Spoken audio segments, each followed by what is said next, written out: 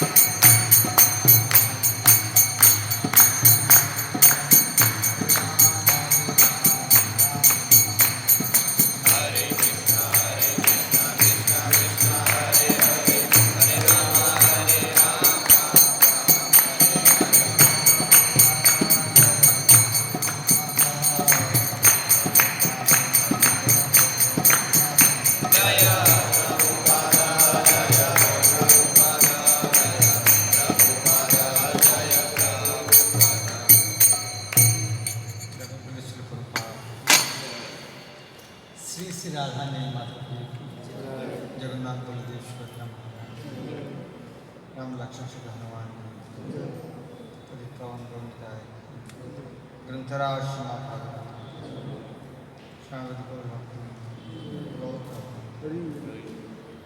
मम ज्ञानतिमिरन्धस्य ज्ञानाञ्जनशलाकया चक्षुरुन्मीलितं येन तस्मै श्रीगुरवे नमः। नमो विष्णुपदाय कृष्णपृष्ठाय भूतले श्रीमते भक्तिवेदान्त स्वामीति नामिने। नमस्ते सरस्वती देवी गौरवाणी प्रचारिणे निर्विशेष शून्यवादी पाश्चात्यदेशतारिणे। श्रीचैतन्य मनोभीष्टं स्थापितं येन भूतले स्वयं रूपा कदा मह्यं ददाति शब्दान्तिकं। वन्देऽहं श्रीगुरो श्रीयुतपदकमलं श्रीगुरुन् वैष्णवांश्च श्रीरूपं साग्रजातं सगणरघुनाथान्वितं तं सजीवं साद्वैतं समुद्भूतं हरिजनसहितं कृष्णचैतन्यदेवं श्रीराधाकृष्णपादां सगणललिता श्रीविशाखान्वितांश्च। हे कृष्ण करुणा सिन्धो दीनबन्धो गोपेश गोपिकान्त राधाकान्त नमोस्तुते। तप्त काञ्चन गौराङ्गी राधे वृन्दावनेश्वरी वृषभानुसुते देवी प्रणमामि हरिप्रिये। वञ्चाकल्पतरुभ्यश्च कृपासिन्धुभ्यः एव च पतितानां पावनेभ्यो वैष्णवेभ्यो नमो नमः। श्रीकृष्ण चैतन्य प्रभु नित्यानन्द श्री अद्वैत गदाधर श्रीवासादि गौर भक्तवृन्द। हरे कृष्ण कृष्ण कृष्ण हरे हरे, हरे राम राम हरे हरे। ओम नमो भगवते वासुदेवाय। ओम नमो भगवते वासुदेवाय। भगवते वासुदेवाय। ओम नमो भगवते वासुदेवाय। भगवते वासुदेवाय। ओम नमो भगवते वासुदेवाय। नमस्कृत्य नरं चैव नरोत्तमं देवीं सरस्वतीं व्यासं ततो जयमुदीरयेत्। नष्टप्रायेषु अभद्रेषु नित्यं भागवत सेवया भगवती उत्तम श्लोके भक्तिर्भवति नैष्ठिकी। हरे कृष्णा। बहुत बहुत धन्यवाद आप लोग भागवत क्लास में उपस्थित होने के लिए।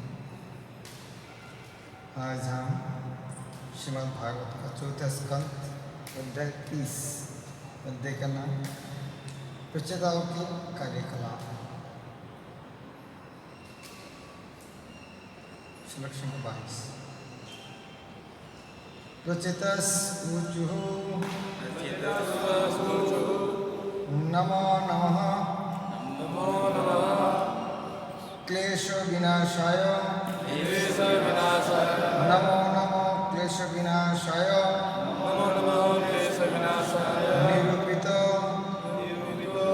उदार गुण आह्वाय। निरूपित उदार गुण आह्वाय। मन वचः वेगो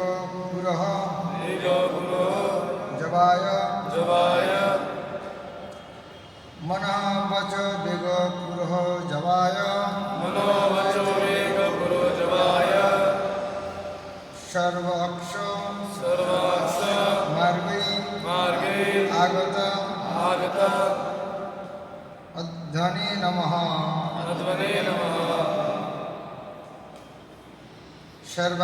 मार्गे आगत अध्वने नमः। सर्वाक्ष मार्गे आगत अध्वने नमः। प्रचेता शुचुः नमो नमो क्लेश विनाशाय।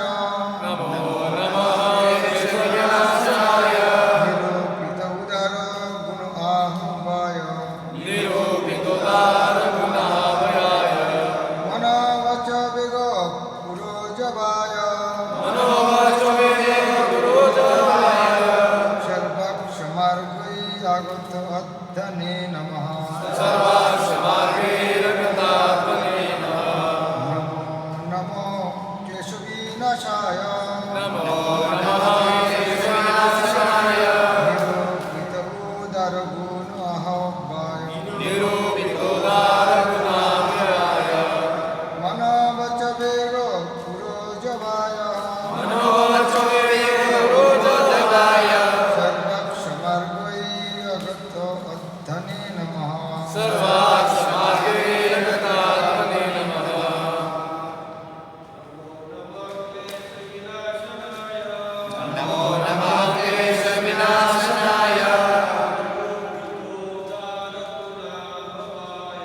निरूपितोदारगुणावयाय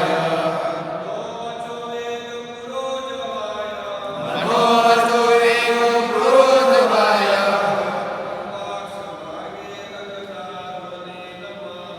सर्वाक्षमार्गेरत्रात्मने नमः।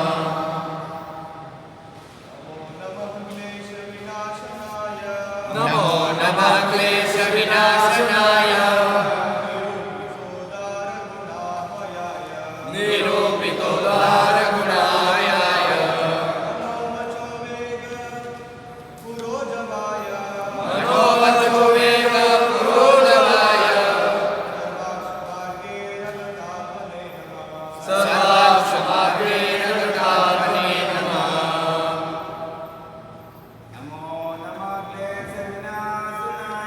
नमो नमः क्लेशविनाशनाय निरूपितोदारगुणावयाय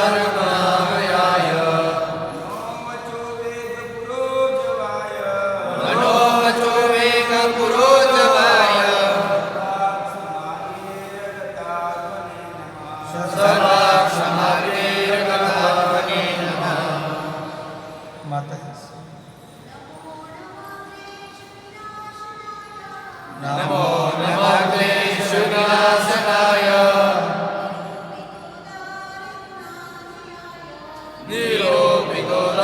निरूपितोदारगुणावयाय मनोवचो वेग पुरोधवाय सर्वाक्षमार्गेरत्रात्मने नमः।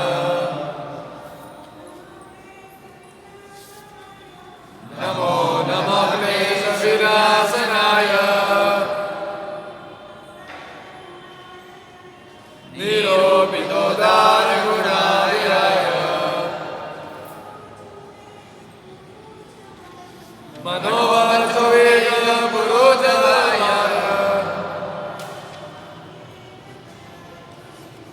सर्वाक्षमार्गेरत्रात्मने नमः।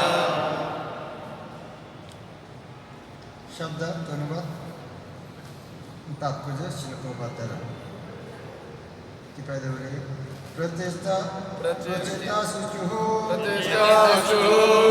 प्रचेताओं ने कहा नमः नमस्कार है नमः नमस्कार है क्लेश भौतिक दुख विनाशनाय दूर करने वाले को निरूपित निर्णित उदार गुण अव्यय नाम वाले को मन का वज्र वाणी का वेग चाल पुरः सामने जवाय गति वाले को सर्व अक्ष सभी इंद्रियों के मार्गे रस्तों से अवगतः अदृश्य अध्वने जिसका मार्ग नमः हम नमस्कार करते हैं रचिताओं ने कहा हे भगवान आप समस्त प्रकार के क्लेशों को हरने वाले हैं। आपके उदार दिव्य गुण तथा पवित्र नाम सर्वथा कल्याणप्रद है। इसका निर्णय पहले ही हो चुका है। आप मौन तथा वाणी से भी अधिक वेग से जा सकते हैं। आप भौतिक इंद्रियों द्वारा अनुभव नहीं किया जा सकते, अतः हम आपको बारंबार सादर नमस्कार करते हैं। मेरा पीछे दूरी प्रचेताओं ने कहा हे भगवान आप समस्त प्रकार के क्लेशों को हरने वाले हैं। आपके उदार दिव्य गुण आपके उदार दिव्य गुण तथा पवित्र नाम तथा पवित्र नाम सर्वथा कल्याणप्रद है। सर्वदा कल्याणप्रद है। इसका निर्णय पहले ही हो चुका है। इसका निर्णय पहले ही हो चुका है। आप मौन तथा वाणी से भी आप मन तथा वाणी से भी अधिक वेग से जा सकते हैं। अधिक वेग से जा सकते हैं। आप भौतिक इंद्रियों द्वारा आप भौतिक इंद्रियों द्वारा अनुभव नहीं किए जा सकते। अनुभव नहीं किए जा सकते हैं। अतः हम अतः आपको बारंबार सादर नमस्कार करते हैं। आपको बारंबार सादर नमस्कार करते हैं। बारंबार प्रणाम। तात्पर्य निरूपित शब्द जिसका अर्थ है निष्कर्ष निकाला, इस श्लोक में अत्यंत महत्वपूर्ण है। निरूपण शब्द अर्थ क्या है? निरूपण करना, यह कहता है निष्कर्ष निकालता सिद्धांत तो यही सही है। तो ये कृष्ण जो भगवान है, ये हम रिसर्च करके नहीं बोल रहे हैं, ये ऑलरेडी प्रमाणित है। निष्कर्ष निकला था बहुत पहले से साउंड पीछे से, ठीक है साउंड सुनाई दे रहे हैं? हाँ, तो क्या करें? बारह हाल में इस तरह मुश्किल होता है। निरूपित शब्द इसका अर्थ है निष्कर्ष निकालना, अर्थात बहुत पहले से प्रमाणित है। सूरज कौन दिन में उठता है? सूरज कौन दिन पूर्व परीक्षा करना जरूरत है। ये निष्कर्ष है सूर्य पूर्व दिन। मनुष्य मरणशील, हर आदमी मरेगा, परीक्षा करना जरूरत है। इसका अर्थ क्या? निरूपित। कृष्ण भगवान रिसर्च करना जरूरत है, एक निरूपित। ईश्वर को खोजने अथवा आध्यात्मिक ज्ञान में प्रगति के लिए कोई शोध नहीं करनी होती है। शोध अर्थात रिसर्च। ईश्वर को खोजने अथवा आध्यात्मिक ज्ञान में प्रगति के लिए कोई शोध नहीं करना होता। वेद में अंतिम निष्कर्ष के रूप में सब कुछ दिया हुआ है। भगवद गीता में 15 अध्याय 15 श्लोक में कहता है, भगवान कहता है सर्वैश्च वेदैश्च सर्वै अहम एवं वेद।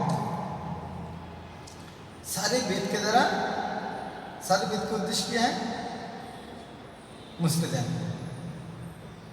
कृष्ण भगवद गीता में कहता है वेदैश्च सर्वै, सारे वेद से, वेदैश्च सर्वै, सारे वेद से अहम एवं वेद, मुझको जानना। सारे वेद के एक उद्देश्य मुझको जानना। तो हमें नया करके रिसर्च करना जरूरत नहीं, भगवान क्यों है, कृष्ण क्यों भगवान। वेद के द्वारा भगवान का ज्ञान प्राप्त करना पूर्ण तथा निर्णायक होता है। वेदों का कथन है अतो श्री कृष्ण नामादि न भवेत् ग्राह्यम इंद्रियों। हमारे कुंठी भौतिक इंद्रियों के द्वारा श्री भगवान के दिव्य नाम, रूप, गुण तथा लीला नहीं समझी जा सकती। समझ ठीक है? समझ ठीक है? तो ये शास्त्र अतो श्री कृष्ण नामादि, श्री कृष्ण नामादि अर्थात आदि अर्थात हाँ, नाम आदि अर्थात नाम से शुरू करके जितना है, नाम, गुण, रूप या आदि अर्थात नाम से शुरू करके जो कुछ, ब्राह्मण आदि, इसका अर्थ क्या है? ब्राह्मण से शुरू कर, ब्राह्मण, क्षत्रिय, वैश्य सब। अतः श्री कृष्ण नाम आदि, श्री कृष्ण का नाम, गुण इत्यादि न भवेत् ग्राह्यम। ग्राह्य अर्थात ग्रहणीय, न भवेत् ग्राह्यम, नहीं ग्रहण कर सकते। कैसे इंद्रियों के द्वारा नहीं समझ सकते। भगवान का आंखों से नहीं देख सकते, भगवान को कान से सुन कर समझ नहीं सकते, नाक से उनका खुशबू लेके भी नहीं समझ सकते, जिब्बा से नहीं कर सकते, त्वचा से नहीं कर सकते। तो हमारे ज्ञान लाभ करने के कितने इंद्रिय होते हैं? 5 ज्ञान इंद्रिय। लेकिन शास्त्रों का तो इंद्रिय से भगवान को नहीं जान सकते कुछ भी। और श्री कृष्ण नाम आदि नाम भी नहीं समझ सकते कान से, रूप भी आंखों से नहीं देख सकते, नाम रूप गुण भगवान को जो लीला है देखना सुनना इंद्रिय से नहीं हो सकता। कौन? हमारे कलुषित इंद्रिय से। हाँ, इंद्रिय से नहीं हो सकता था, भौतिक इंद्रिय से नहीं हो सकता, लेकिन कोई ना कोई इंद्रिय है। यदि नहीं समझ सकते तो फिर पढ़ना जरूरत क्या है, सुनना जरूरत क्या है। शास्त्र में जब कहते हैं भगवान का नाम कानों से नहीं सुन सकते, रूप आंखों से नहीं देख सकते, गुण लीला आंखों से नहीं देख सकते, समझ नहीं सकते, तो फिर बात करना जरूरत क्या है। शास्त्र में जब इस तरह बात आते हैं तो समझना चाहिए भौतिक इंद्रिय से नहीं सकते। एक इंद्रिय है जिस तरह हम देखते हैं आनंद पाने के लिए कि एक मृत व्यक्ति आनंद पा सकते हैं। आनंद पाने के लिए क्या होना चाहिए? शरीर होना चाहिए। शरीर होने से आनंद होता है। मृत व्यक्ति शरीर है, आनंद मिलता है उनको? एक है आनंद पाते हैं कौन? सजीव व्यक्ति, शरीर के अंदर जिसका आत्मा है। आत्मा नहीं होगा शरीर आनंद भोग नहीं कर सकता। तो वास्तव में आनंद कौन लेते हैं? आत्मा लेते हैं, शरीर नहीं लेते हैं। तो आनंद कौन लेते हैं? आत्मा, शरीर नहीं लेते हैं। ठीक दूसरा तरीका है, किसी की इंद्रिय नहीं वो आनंद ले सकते, आंख नहीं देखने का मजा ले सकते, हाँ नहीं, कान नहीं गान सुनने का मजा ले सकते, जिह्वा नहीं खाना खाने का मजा ले सकते। तो आनंद कौन लेते हैं? हाँ, इंद्रिय। पहला विषय तो क्या आनंद कौन लेता है? आत्मा। दूसरा विषय में आनंद कौन लेते हैं? इंद्रिय। तो दोनों बातों में सही होगा तो क्या होगा? आत्मा का इंद्रिय है। एक तो इंद्रिय से आनंद नहीं ले सकते और आत्मा से आनंद नहीं ले सकते। दोनों बातों से सही होगा तो क्या होगा? आत्मा का इंद्रिय है तो जीवात्मा का इंद्रिय है। अभी जीवात्मा का जब इंद्रिय होगा और जीवात्मा भगवान का अंश है, तो भगवान का अंश होने का जब जीवात्मा का इंद्रिय है तो जरूर भगवान का इंद्रिय है। आप किसी को 1 लाख रुपया दान दिया है तो आपके पास कितना था? कम से कम 1 लाख तो था, लेकिन दिया कहाँ से? तो जो हमारी इंद्रिय है भगवान से, तो कम से कम इतना इंद्रिय तो भगवान के पास है ही, ज़्यादा भी हो सकता। तो हमारे जो इंद्रिय देख रहा है तो अभी पूछना है, आत्मा को तो इंद्रिय तो नहीं दिखाई दे रहे, हर चीज़ हम नहीं देख पाते हैं। हवा को देख पाते हैं? हवा है? नहीं मानोगे तो नाक को बंद करके तो पता चलेगा हवा है कि नहीं। मन है? तुम्हारा मन है? बुद्धि है? देखा कभी? बहुत कुछ हम नहीं देख पाते हैं लेकिन वो है। तो उसको कैसे मानते हैं? बुद्धि से तो मानना पड़ता है। अभी सूरज है आकाश में, दिखाई दे रहा है? नहीं दिखाई दे रहा, लेकिन बुद्धि से अनुमान कैसे? नहीं तो नहीं होगा तो इतना लाइट कहाँ से? तो इसी तरह केवल आंखों में जो देखे वही सही है, इस तरह नहीं। नमक और शक्कर आंखों से देख पता चलता है, हाँ आंखों से देख पता चल नमक के शक्कर है नहीं। तो हर चीज आंखों में देख के कंफर्म करना चाहिए, इस तरह तो कुछ है। ज्ञान लाभ करने के अलग है, आंखों से कुछ चीज समझ सकते, कानों से कुछ चीज समझ सकते, नाकों से कुछ चीज समझ सकते, जीभ से कुछ चीज, त्वचा से कुछ चीज, मन से कुछ चीज, बुद्धि से कुछ चीज। इस तरह में तो नहीं होगा, आंखों से नहीं देखा बन सब कुछ नहीं है। तो ये जब बताता है भगवान का नाम रूप गुण लीला आंखों से, वो इंद्रिय से नहीं समझ सकते। इसका अर्थ है हमारे शरीर के इंद्रिय से नहीं, आत्मा का इंद्रिय से। जब बताते हैं अतो श्री कृष्ण नाम आदि न बहुत ग्राह्य नहीं है, हमारे शरीर का जो कान नाक ये इंद्रिय से हम भगवान को नहीं समझ सकते। तो फिर इंद्रिय से समझेगा कैसे? तो ये समझना चाहिए आत्मा का जो इंद्रिय उभस, इसका अर्थ है कि चिन्मय इंद्रिय, जड़ इंद्रिय नहीं। जब भक्त अपनी इंद्रियों को हमारी कुंठित भौतिक इंद्रियों के द्वारा श्री भगवान के दिव्य नाम रूप गुण तथा लीला नहीं समझ जा सकते, लेकिन शिवन मुखे जिह्वादो स्वयं को स्मृत, शिवन मुखे जिह्वादो, लेकिन जिह्वा से जिह्वा आदि से, जिह्वा दो शब्द आता है, जिह्वा अलग अलग इंद्रिय से और जिह्वा आदि शब्द अलग होता है। आदि से शुरू करना चाहिए जिह्वा से, तो सेवा का कार्य करना चाहिए, इंद्रिय से सेवा करना चाहिए जिह्वा आदि।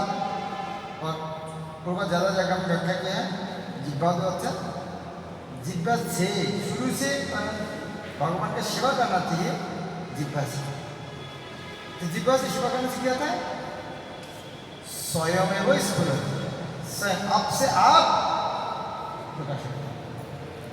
किस तरह मान लीजिए आप किसी को सेवा करते हैं, वो दिल खुद को सब बता देते हैं, आपका प्रेम से आपका सेवा में संतुष्ट होकर दिल खुद के सब बता देते हैं।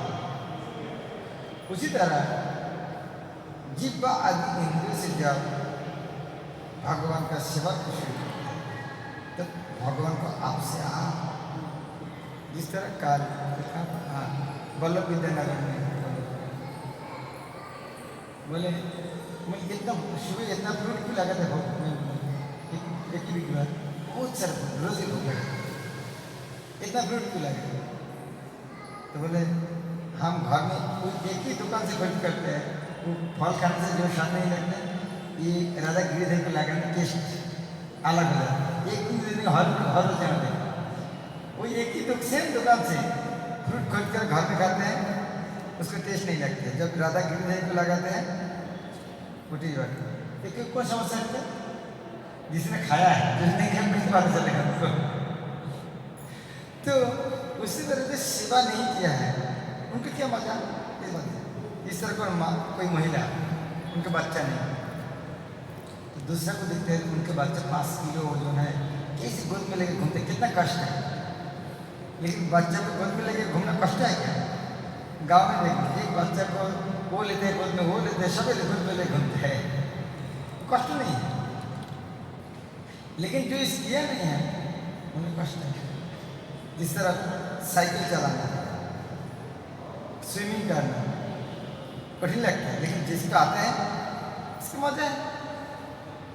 तो जो सेवा जो किया नहीं उनको ये उपलब्धि नहीं है। इसलिए कहता है शिवन मुखे जिह्वादो स्वयं वो, स्वयं आपसे स्फुरति अगर, आपसे आप। जब भक्त अपनी इंद्रियों को अनुकूल रूप में भक्ति में लगाते हैं, तो श्री भगवान अपनी वाहित की दया से भक्तों के समक्ष सतह प्रकट होते हैं। यही निर्णय वेद विधि है। ये बात कर, ये हमारी बात नहीं है, ये बात ने शास्त्र में कहा। शास्त्र में कहा तो क्या प्रमाणित, शास्त्र में जो कुछ चीज़ है प्रमाणित है। जिस तरह वेद में लिखा है गोबर शुद्ध है, वो रिसर्च करना पड़ेगा क्या? रिसर्च करना पड़ता है। शंख एक मृत व्यक्ति का, मृत जीव का शरीर है, फिर भी शुद्ध है, रिसर्च करना जरूरत है। जिस तरह हमारे पिता जो पिता है, रिसर्च करना जरूरत है क्यों? माने का। तो ये यही निर्णायक विधि है। वेद यह भी संकेत करते हैं कि श्री भगवान के पवित्र नाम का कीर्तन करने मात्र से मनुष्य निश्चित रूप से आध्यात्मिक प्रगति कर सकते हैं। वेद में यह भी कहते हैं केवल भगवान का नाम करने से आध्यात्मिक कैसे?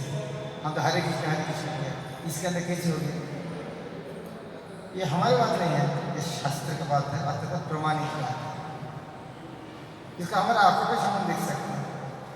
बाहर का आदमी को बोलेंगे आप 4 नियम पालन करो, कर पाएंगे क्या? प्याज लहसुन चाय सब बाहर का आदमी को क्या बोलेंगे? बात चाय पापड़ में छोड़ना असंभव। और ईश्वर का भक्त के लिए क्या कठिन काम है? कहाँ से शक्ति है? ईश्वर का भक्त लोग को शक्ति कहाँ से? हरिनाम, हरिनाम करने से ये पूर्वज लिखते हैं। वेद यह भी संकेत करता है कि श्री भगवान के पवित्र नामों के कीर्तन करने मात्र से मनुष्य निश्चित रूप से आध्यात्मिक प्रवृत्ति कर सकता है। या कल में जब आया भक्त लगा ये जगह पहले कोई नहीं आदमी आता था। शिष्य महाविष्णु गुरु महाराज ने आके यह बैठ के जप करना चालू कर दिया। अब देखिए शुद्ध भक्तों का जप का क्या प्रभाव है। अभी सब चीज शहर का मूल्यवान जगह बन गया। अभी सिटी का पॉश एरिया बन गया। तो यह आदमी क्या करते हैं? केवल हरिनाम करता, दूसरा भी काम है केवल यह सब सुबह शाम दिन हरिनाम। हरे कृष्णा कृष्णा कृष्णा हरे हरे, हरे राम राम राम हरे हरे। ये हमारे ज़्यादा दूर तक जाना जरूरत नहीं है। आदमी लोग नहीं बोलते हैं आज आपको मंदिर के गेट के अंदर आने से अच्छा लगता है, इस तरह बोलते हैं ना। आपको गेट के अंदर घुसने से अच्छा लगता है क्योंकि पहले एक वाइब्रेशन है अलग है। क्या वाइब्रेशन? कौन सा शब्द होता है?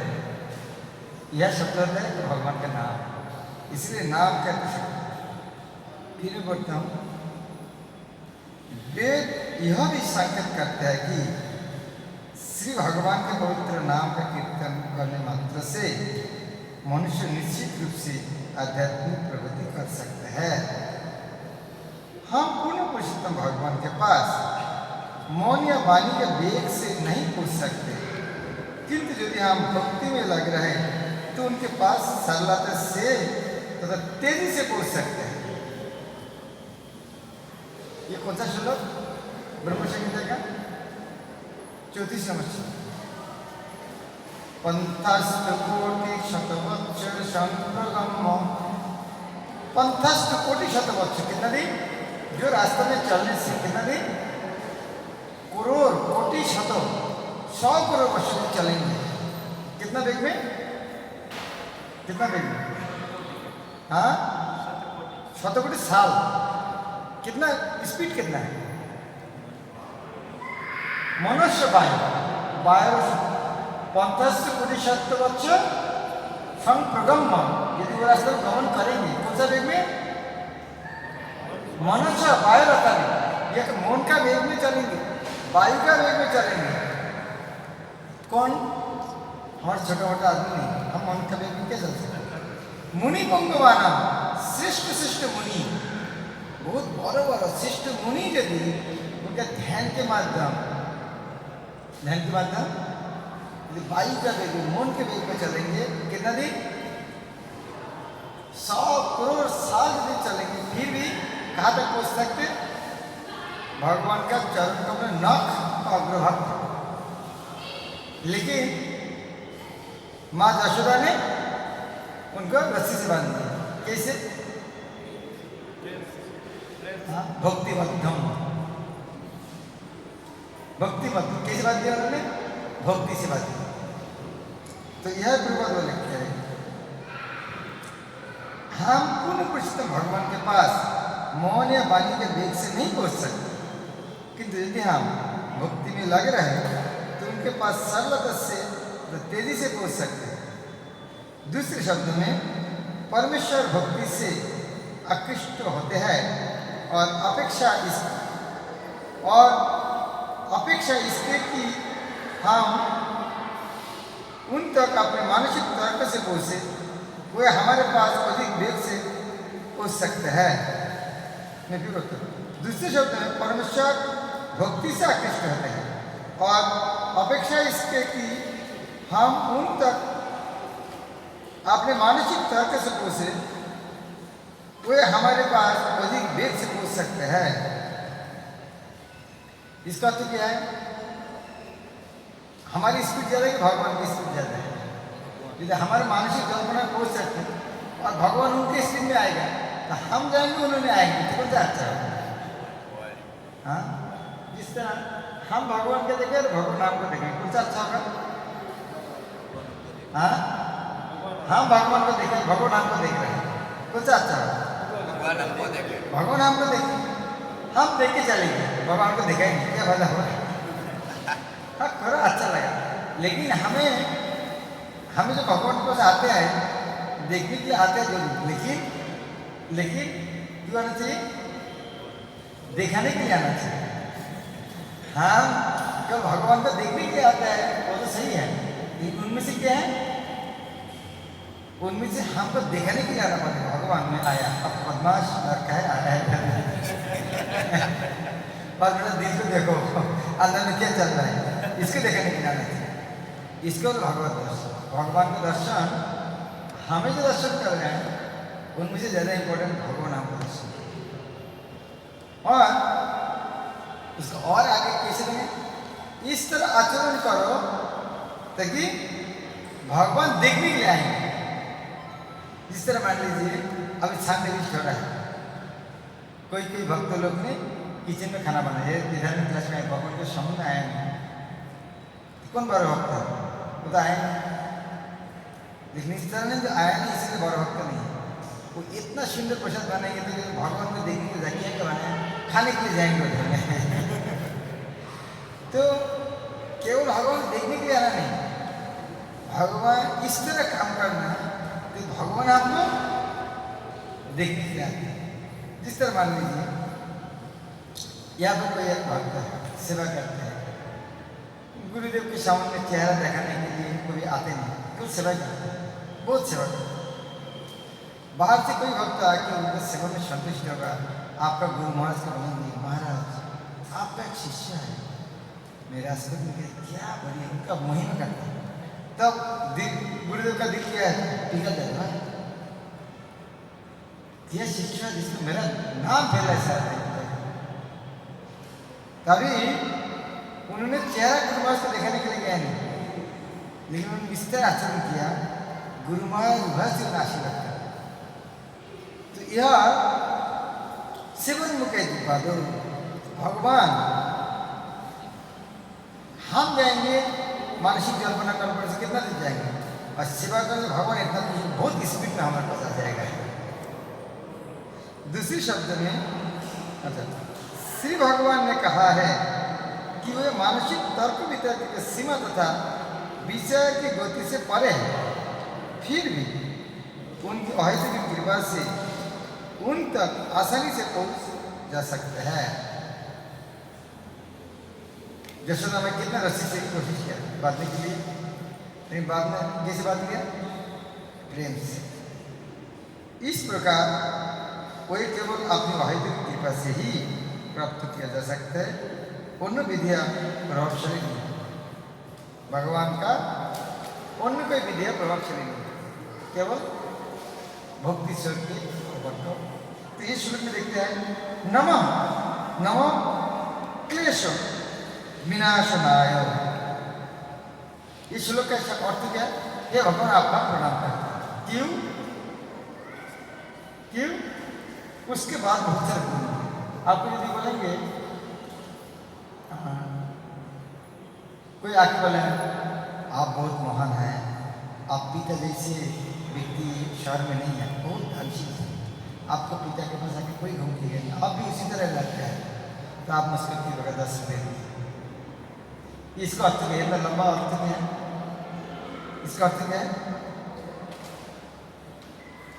इसका अर्थ है आप 10 रुपये दीजिए। कितने बात है? ये 10 रुपये मांगने के लिए इतना लंबा लंबा बात करना है। नहीं बोलेंगे 10 रुपये नहीं भी मिल सकते। यदि इस तरह बोलेंगे आप बहुत महान हैं, आपको गाड़ी देखने बहुत, आप कितना से सुंदर तिलक करते हैं, क्या मंदिर में सब भक्त आपको प्रशंसा करते हैं, आपको पिताजी माताजी सब बहुत महान महान हैं।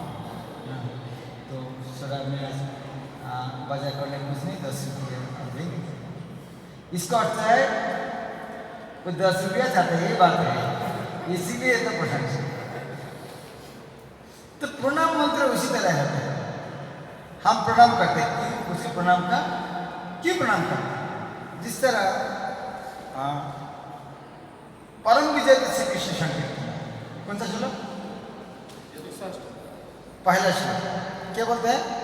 इस श्लोक का अर्थ क्या है? श्री कृष्ण के नाम का परम विजय होना चाहिए। जितना साल है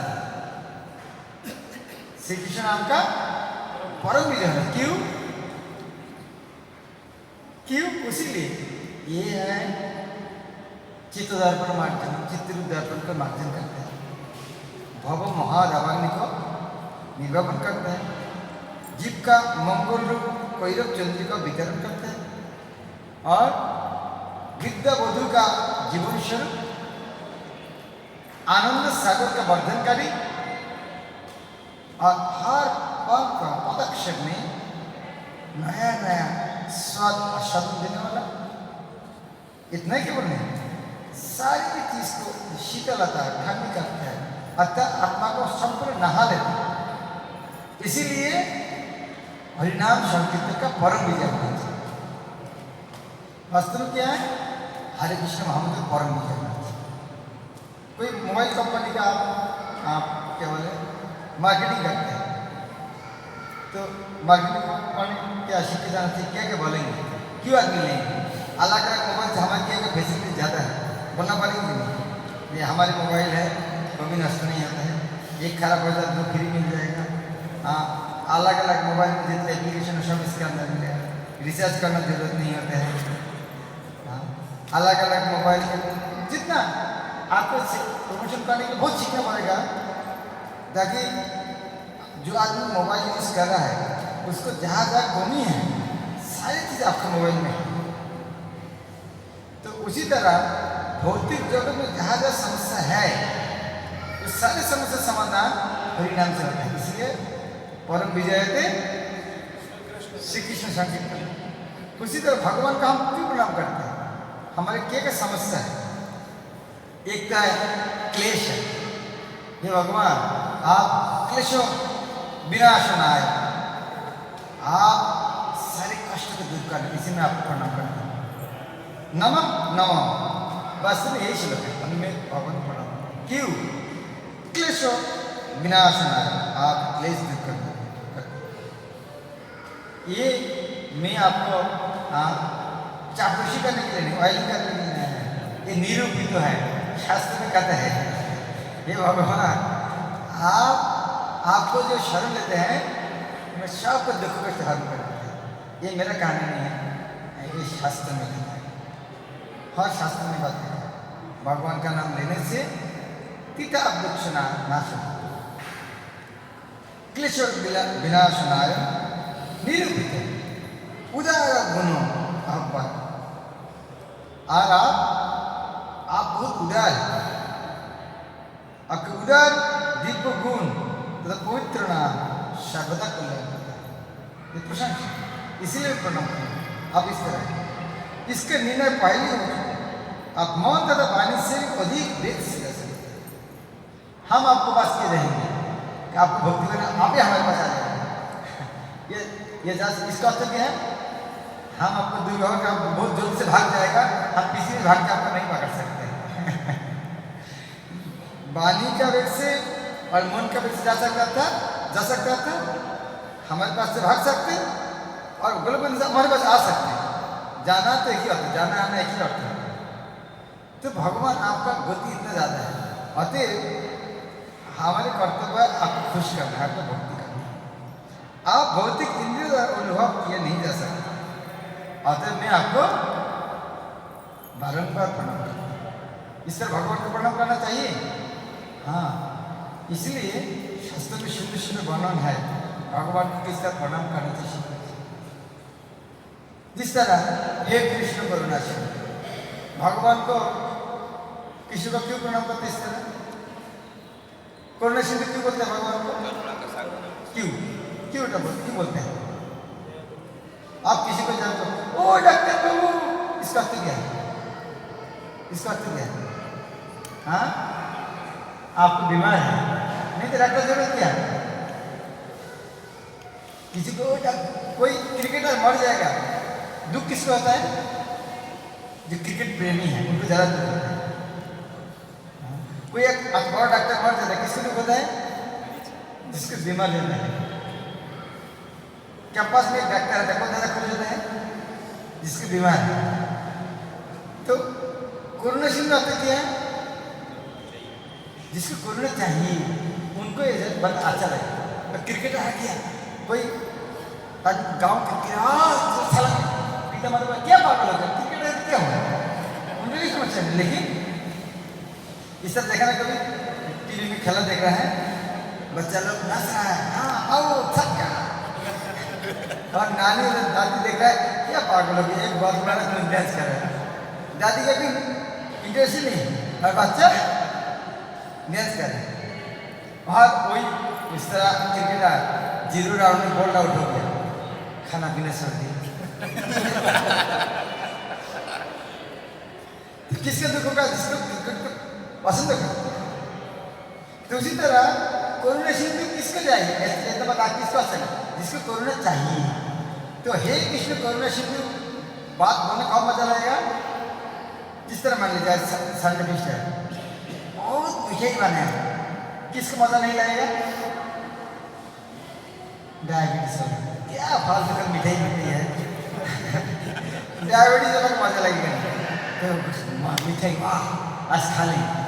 जिसकी बीमारी नहीं है, मीठा पसंद है, बस आज सुना गुलाब जामुन रसमलाई केक आइसक्रीम, वाह आज खाएंगे, मजा करेंगे। ये सुनकर मजा लगता है। किसको को खाने की इच्छा है, लेकिन जिसको खाने की इच्छा नहीं है ना, आज बहुत सपना भोग लगा है, बहुत क्या भाई आज लगा इस एकादशी दिन आइसक्रीम भोग लगा है। कोई जगह मंदिर में हाँ भोग लगा, एक आदमी ने 20,000 रुपये लेकर आए, मंदिर में आज भोग लगा, खुश लगे नहीं लगा, लेकिन पता चला कि आज एकादशी दिन है। आज के दिन क्यों लगे? इतना खुशी का खबर अच्छा नहीं लगा कि आज एकादशी है, क्योंकि आपको खाने का लायक नहीं है। तो इसी तरह करुणा सिंधु सबको किसको मजा लगता है? जिसको करुणा चाहिए, जिसको करुणा चाहिए उनको बात लगा, हे कृष्ण करुणा सिंधु, क्योंकि मेरा बहुत करुणा चाहिए। यदि अंदर से भावना नहीं आएगा तो बाद में मजा ही नहीं लगेगा। खाना कब अच्छा लगता है? जब भूख लगता है। जिसको भूख नहीं है, खाना कैसे मजा आएगा? उसी तरह हे कृष्ण करुणा सिंधु तब मजा लगेगा जब हमको लगे हम बहुत पतित है, हम करुणा चाहिए। नहीं करुणा तो सबको करते हैं, लेकिन जिस तरह प्रधानमंत्री बेसिकली किसको साथ फ्रेंडशिप है? बड़े आदमी के साथ, छोटे आदमी नजदीक भी नहीं दे सकते। लेकिन भगवान का एक गुण है, ज्यादा उन्होंने दीनबंधु, जो ज्यादा पवित्र है उनको ज्यादा कृपा करते हैं। करुणा सिंधु सबको कृपा करते हैं, लेकिन कृपा करते हैं किसको? ज्यादा पवित्र, इसलिए मेरे लिए बहुत अच्छा है कि मैं सबसे पवित्र हूँ। तो यदि हम एक सबसे पवित्र नहीं समझते हैं तो ये श्लोक पढ़ के मजा नहीं आएगा। इसलिए श्लोक बोलते हैं कभी कभी ना, पता नहीं क्या बता, मैंने मंदिर में गया प्रणाम मतलब बोला कि नहीं बोला, तो वही बात भूल जाते हैं। प्रणाम का पूजा सब पूरा बोलते हैं क्या? वो याद ही नहीं है। इसका अर्थ क्या है? हमारी भावनाएं नहीं है, हमें पतित है भगवान के पास मांगना चाहिए, भावना ही नहीं। दीनबंधु केवल दीनबंधु नहीं है, जगत पति, सारा जगत का यदि वे सारा जगत का पति है, फिर विशेष रूप में वृंदावन वासी को ज्यादा प्रेम करते हैं। गोपेश, एक राजा पूरा देश को देखते हैं, परिवार आदमी को ज्यादा देखते हैं कि नहीं? यद्यपि जगत पति, लेकिन फिर भी उन्होंने गोपेश, वृंदावन वासी के ईश्वर, यद्यपि वृंदावन वासी को ज्यादा प्रेम करते हैं, लेकिन उनमें से गोपिका को ज्यादा प्रेम करते हैं। गोपिका का यद्यपि गोपिका को प्रेम करते हैं, लेकिन राधा रानी को विशेष प्रेम करते हैं। राधा का नमस्कार। तीसरे जब हम प्रणाम करते हैं तो इसके महत्व है, क्यों प्रणाम करते हैं? क्योंकि हमें कृष्ण को भक्ति करना चाहिए, राधा रानी जिस तरह भक्ति किया है उस तरह भक्ति करना चाहिए। इसीलिए श्लोक पर कहने मजा है। तो इसीलिए ये आते हैं राधा का नमस्कार। अब राधा रानी हम राधा रानी को प्रेम करते हैं, तो आप उनका भी प्रिय है। तो इसीलिए जब प्रणाम करते, प्रणाम करने का उद्देश्य है नमः हे कृष्ण करुणाशील दीनबंधु जगतपति गोपेश गोपिका राधा का, तो नमो मैं आपको प्रणाम कर रहा हूँ। बाद में इतना है, मैं आपको प्रणाम कर रहा हूँ। क्यों? आपके ये गुण है। इसका तो क्या है? उसके मुझको इसका चाहिए। राधा का तो आप राधा रानी का प्रिय है, अब मैं राधा रानी का प्रेम करता हूँ, आप भी राधा रानी का प्रेम, इसीलिए मैं आपको मैं क्यों प्रणाम कर रहा हूँ? क्योंकि आप राधा रानी का प्रेम करते हैं, इसलिए मैं आपको प्रणाम करता हूँ। तो ये प्रणाम मंत्र यह भी उसी तरह प्रणाम मंत्र है। फिर एक बार भगवान को प्रणाम कीजिए, उच्चता जिस तरह किया है मेरे से चल बोलिए। नमो नमो क्लेश विनाशनाय, क्लेश विनाशनाय, निरूपित उदार गुण आह्वाय, मन वच वेग पुरोजवाय, सर्वाक्ष मार्गै अगत धने नमः। सर्वाक्ष मार्गे रगतात्मने नमः। प्रचेता ने कहा, हे भगवान, आप समस्त प्रकार के क्लेश को हारने वाले हैं। आप उदार दिव्य गुण तथा पवित्र नाम सर्वदा कल्याणप्रद हैं। इसका निर्णय पहले ही हो चुका है। आप मन तथा वाणी से भी अधिक वेग से जा सकते हैं। आप भौतिक इंद्रियों द्वारा अनुभव नहीं किया जा सकते, और तो हम आपको बारंबार सादर नमस्कार करते हैं। हरे कृष्ण। ग्रंथराज श्रीमद् भागवत जय। वैष्णव दास कमेंट क्वेश्चन।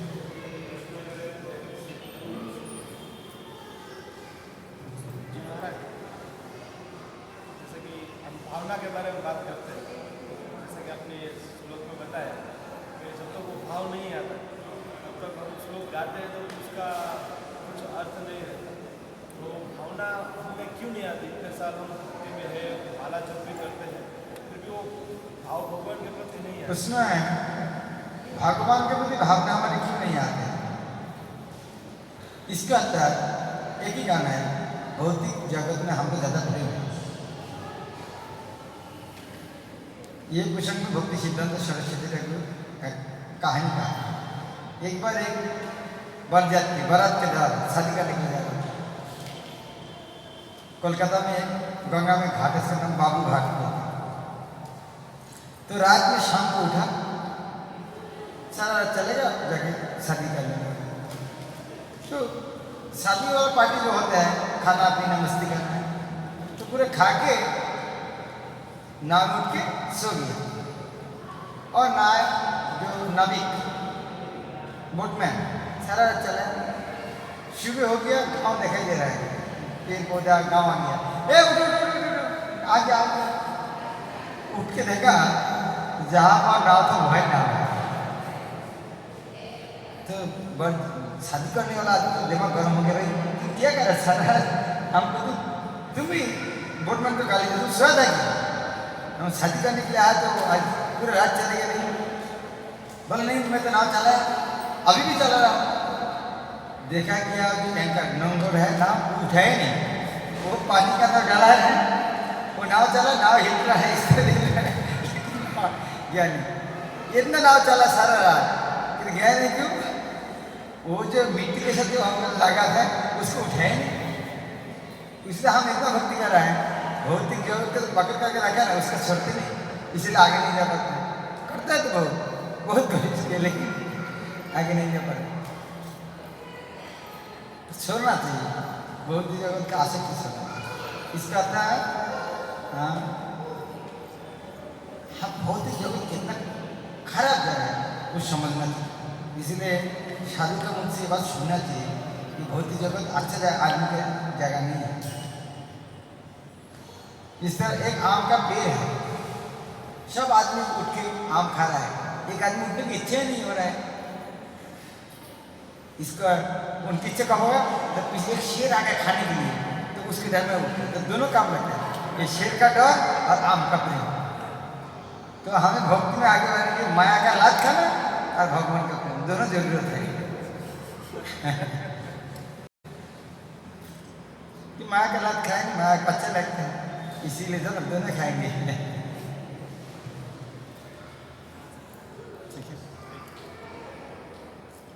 महाराज इसमें बताया कि सिर्फ हरि नाम करने से हम आध्यात्मिक प्रगति कर सकते हैं। हाँ उसके साथ ही बताया कि आपने बोला कि गुरु महाराज है उसके सेवा सेवा कर रहे हैं बराबर, बहुत सारी सेवा है, जैसे किचन में सेवा है या क्लिनिक सेवा, बहुत सारी सेवा है मंदिर में।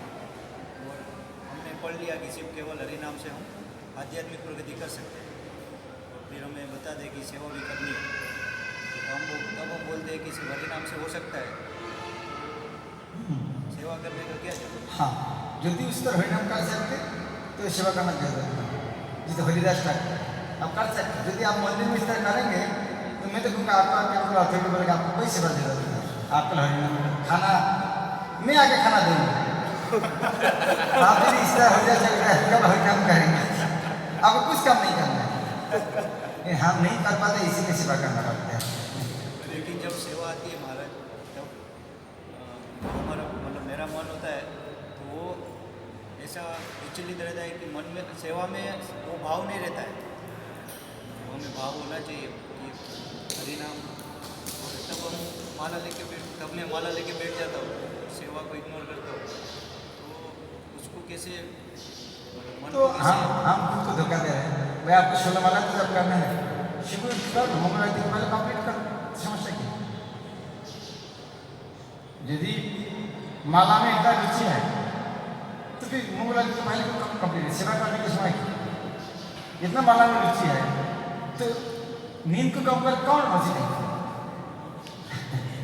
हमें रुचि देखा था सेवा जब है उसी दिन रुचि देखा था नाम का रुचि उसी दिन देखा था। खाने का टाइम आज खाएंगे नहीं, चलो जब कर, सोने का टाइम आज सोएंगे नहीं, हम जब करते हैं उसी दिन देखते हैं नाम का रुचि कितना है। हमारी रुचि बात देता है जब सेवा लेते हैं उसी दिन। इसका तो सेवा नहीं करना चाहते हैं, तो नाम का रुचि नहीं है। नाम का रुचि होगा तो पता चलेगा। हम दो जगह में आ सकते हैं, खाना सोना, वो जगह यदि काट सकते हैं नाम करने के तभी सोचते हैं हाँ नाम में कुछ रुचि है।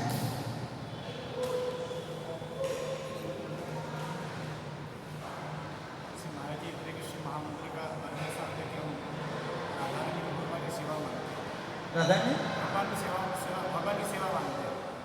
हाँ हरे कृष्ण महामंत्र का अर्थ ऐसा है कि हम भगवान की सेवा मानते हैं, श्रीमती राधा रानी।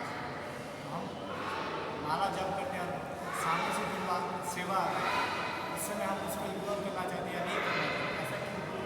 हमारे मन में इस प्रकार की ना सेवा तो करना चाहिए, सेवा करना चाहिए। जब हम हरे कृष्ण महामंत्र में सेवा मांगते हैं, सेवा अधिकार दिए करो निज दास, तब सेवा आता है फिर क्यों नहीं करेंगे, करना चाहिए। ये सोचना चाहिए। तो हाँ सेवा वास्तव में सेवा प्रेम फल, हमारे जीवन का लक्ष्य क्या है? प्रेम। तो प्रेम फल को सेवा करो, सेवा है प्रेम फल।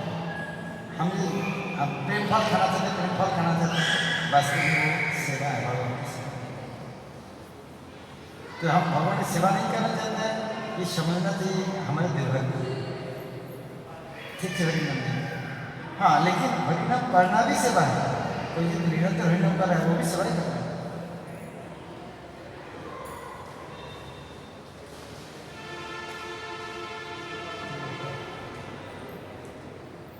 ओके, हरे ग्रंथराज श्रीमान भागवत श्री श्री राधा माधव जी जगन्नाथ बलवीर सुभद्रा महाराज राम लक्ष्मण गोपाल जी